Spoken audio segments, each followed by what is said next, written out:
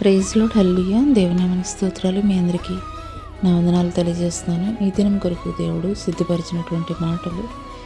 ప్రియ సహోదరి సహోదరుడా, ఒకనొకసారి ఒక పిల్ల దోమ తన తల్లితోటి చెప్తుంది, నేను ఈరోజు స్వేచ్ఛగా నేను బయటికి ఎగురుతాను అని చెప్పి తల్లితోటి చెప్పి బయటికి వెళ్ళింది.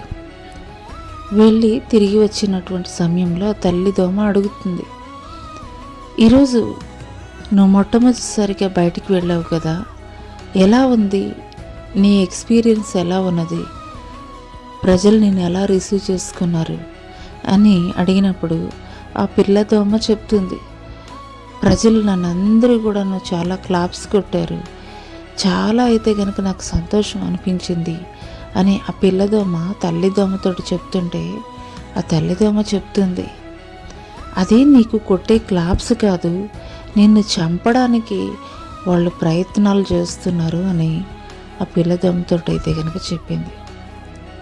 హల్లెలూయా. ఈ దోమ కథ ఎందుకు చెప్తున్నానని మీరు అనుకోవద్దు, కానీ ఈ కథ ద్వారా పరిశుద్ధ గ్రంథంలో దావీదు యొక్క జీవితం నుండి దేవుడు మనకి పాఠం నేర్పించబోతున్నారు.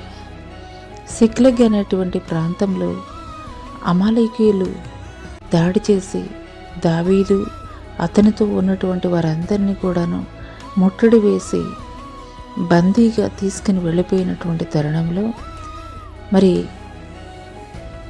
అక్కడున్నటువంటి వారు అప్పటి వరకు దావీదు ద్వారా మేలు పొందుకున్నటువంటి వారే, అప్పటి వరకు దావీదుతో నడిచినటువంటి వారే, సహాయం పొందుకున్నటువంటి వారే.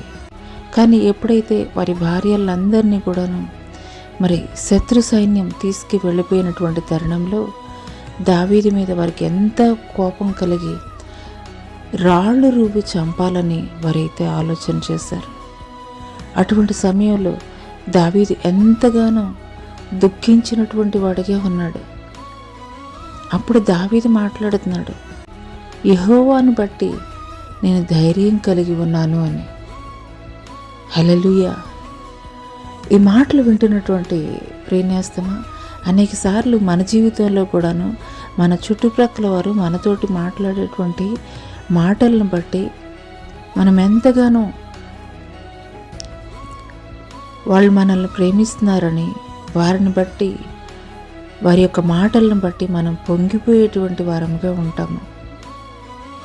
ఈ యొక్క కథలో చూసుకున్నట్లయితే దావీదు ద్వారా వారందరూ కూడా మేలు పొందుకున్నటువంటి వారు, సహాయకులుగా ఉన్నటువంటి వారు, వారికి ఎన్నో రకాలుగా సహాయం అందించినటువంటి వాడు దావీదు.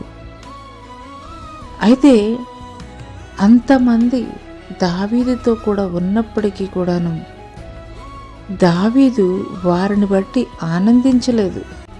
ఎందుకొరకు అనంటే కనుక సహాయం పొందుకున్నటువంటి వారు నా పక్కనే ఉన్నారు అని అనుకుంటున్నటువంటి వారే ప్రతికూల సమయం ఎదురైనటువంటి సందర్భంలో వాళ్లే రాళ్ళు రువి చంపాలని ప్రయత్నించినటువంటి వారిగా ఉన్నారు. హల్లెలూయా. మన చుట్టుప్రక్కల ఉన్నటువంటి ప్రజలు మాట్లాడేటువంటి మాటలు, నిన్ను గూర్చి పొగిడేటువంటి పొగడతలు, ఇచ్చేటువంటి కాంప్లిమెంట్స్, వాటన్నిటినీ కూడాను నువ్వు తీసుకోవడానికైతే కనుక వీల్లేదు. ఎందుకొరకు అనంటే కనుక ఒకానొక సమయం వస్తుంది, ఖచ్చితంగా వారి యొక్క నిజ స్వభావం ఏంటో తెలుస్తుంది. ఇందాక మనం విన్నటువంటి ఆ యొక్క దోమ కథలో కూడా ఆ పిల్ల దోమ ఏమనుకుంటుంది, వాళ్ళు చంపాలని ప్రయత్నం చేస్తుంటే నాకు చప్పట్లు కొడుతున్నారు జనాలు అని చెప్పేసి అది పిచ్చి భ్రమలో ఉన్నది. అదే రీతిగా నీ చుట్టూ నీకు చప్పట్లు కొట్టేవాళ్ళు, నిన్ను పొగిడేవాళ్ళు, లేదంటే నిన్ను మెచ్చుకునేవాళ్ళు నీ వెనుక కూడాను అదే రీతిగా ఉన్నారంటే నీ అంత అదృష్టవంతులు లేరు. కానీ గుడ్డిగా నమ్మడం అనేది నువ్వు చేయవద్దని ఈ యొక్క ఉదయకాల సమయంలో దావీదు యొక్క జీవితం ద్వారా దేవుడు మాట్లాడుతున్నారు. దావీదు 600 మందిని తన చుట్టూతా ఉంచుకున్నటువంటి వాడిగా ఉన్నాడు. వారికి సహాయపడుతూ వారి యొక్క సహాయ సహకారాలు పొందుకుంటున్నటువంటి వాడిగా ఉన్నాడు. కానీ ఒక కష్ట సమయం వచ్చినప్పుడు దావీదుని ఓదార్చవలసినటువంటి వారు, దావీదుకి సహాయంగా ఉండవలసినటువంటి వారు వారే రాళ్ళు వేసి చంపాలనుకున్నారు. అప్పుడు దావీదు దేవుణ్ణి బట్టి ధైర్యం కలిగినటువంటి వాడిగా ఉన్నాడు.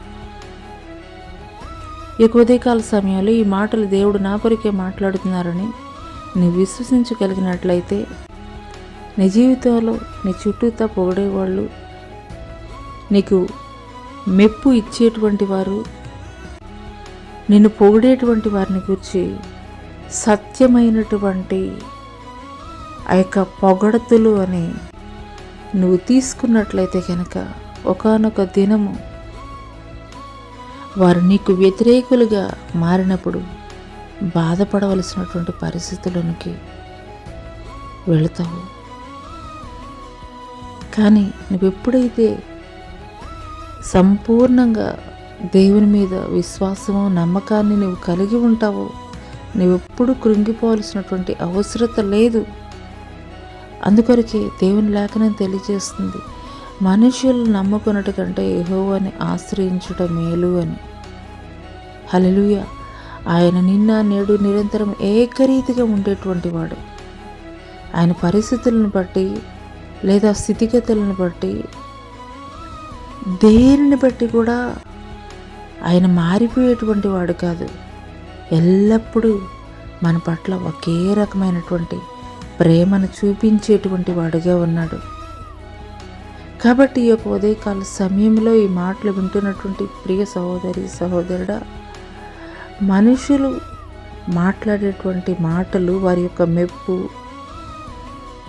నీ పట్ల చూపిస్తున్నప్పుడు వాటిని బట్టి నీవు అతిశయించవద్దు. కానీ కేవలం నువ్వు దేవుణ్ణి బట్టి మాత్రమే నీవు అతిశయించినప్పుడు నిశ్చయముగా నీ చుట్టుప్రక్కల ఎవ్వరూ లేకపోయినా నీ ప్రతికూల పరిస్థితుల్లో ఆయన నీ పక్షంగా ఉండి ఆయన నీకు విజయం ఇచ్చేటువంటి వాడిగా ఉంటాడు.